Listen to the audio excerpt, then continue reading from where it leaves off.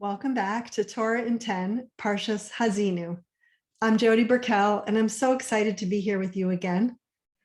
What's the life-changing idea Rabbi Sacks of Blessed memory teaches us this week? If you want to change lives, speak to people's feelings, not just to their minds. It's an amazing time of year. The spiritual energy is that of renewal. We have the ability, with God's help, to break free from our past that might be holding us back. What will help us get there? How do we actualize our dreams, our desires, and our goals for the upcoming year? Is it our intellect, our IQ? Maybe our emotions, our EQ? Let's see. For many years, it was thought that intellect alone was the greatest predictor of success in life.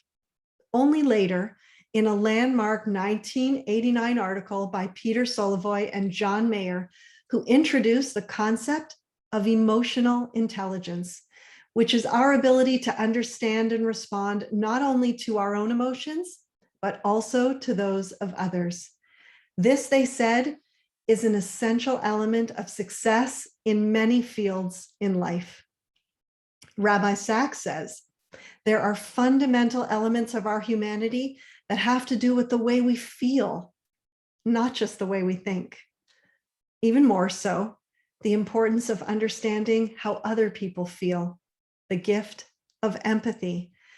That is what the Torah is referring to when it tells us, do not oppress a stranger because you know what it feels like to be a stranger.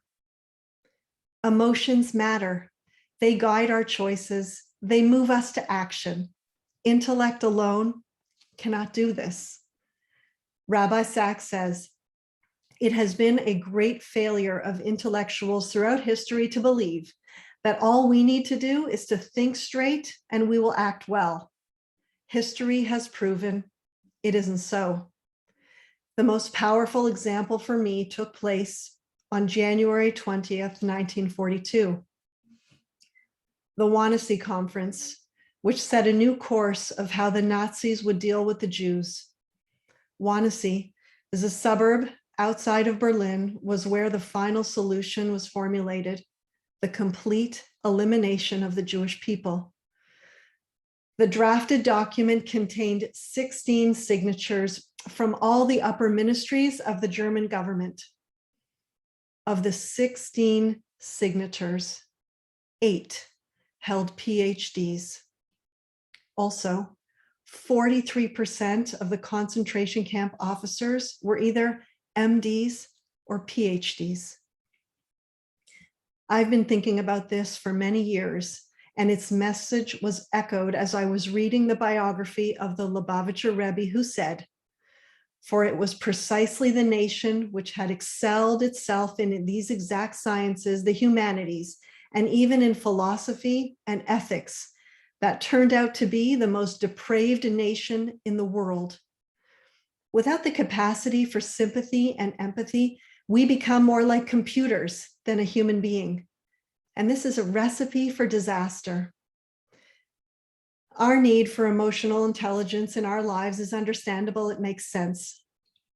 A point made by the esteemed Rabbi Joseph Soloveitchik in a speech that he gave called A Tribute to the Rebbetzin of Tel.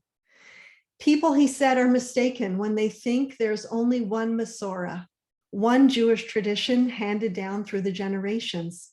In fact, he said, there are two. One handed down by fathers, the other by mothers. He quotes the famous verse in Proverbs, listen, my son, to the instruction of your father, and do not forsake the teaching of your mother. From a father, he said, we learn how to read the text, comprehend, analyze, and apply. We also learn how to act, what to do and what not to do. Rabbi Sacks says the father tradition is an intellectual, moral one. When Rabbi Soloveitchik began to speak of the teachings of your mother, he became deeply personal, speaking of what he learned from his mother.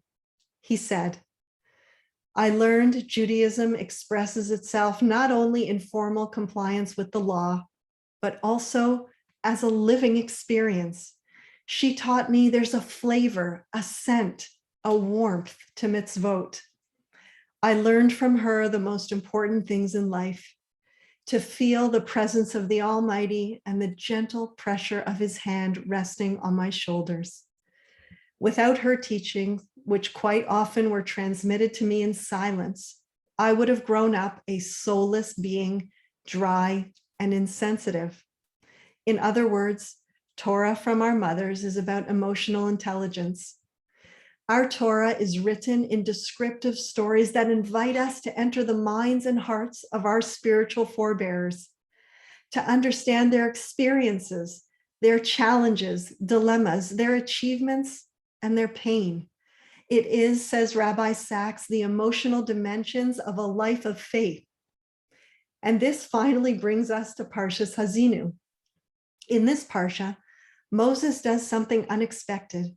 He teaches the Israelites a song. He moves from prose to poetry. He had to sum up his prophetic message in a way that the people would always remember and be inspired by. He knew that the best way to do so is by music. So the last thing Moses did before giving the people his blessing was to teach them a song.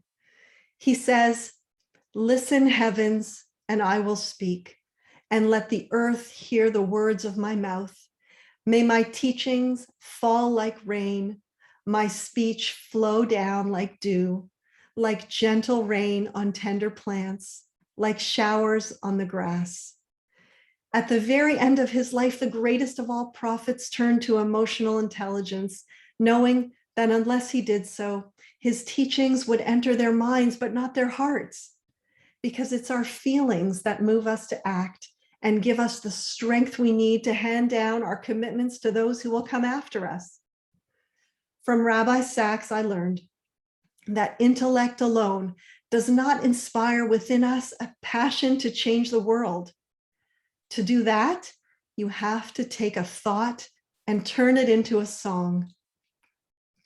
I can say personally that before I had Torah in my life, my passion and my inspiration to go out and change the world came from music. I actually made a CD. Remember when you could do that? And I called it Earth in Mind. On it, I put all my favorite songs that inspired me to go out and make a difference. Before I share the songs, you should know I'm a nature-loving environmentalist. Not the tie myself to a tree type of environmentalist, but I've always been concerned about how we treat this incredible world and all its inhabitants that God so lovingly made for us to use and not abuse.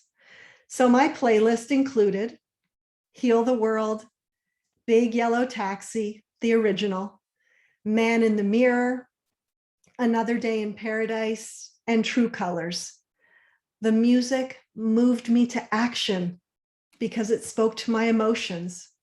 That is Parsha's Haazinu. Moses, the man of intellectual moral courage, becomes the figure of emotional intelligence. Rabbi Sacks says the Torah is God's song and we collectively are its singers. Why is this life-changing? Because if we want to hand down our faith and our way of life to the next generation, it must sing. If our Torah lacks passion, we won't succeed in passing it on to the future.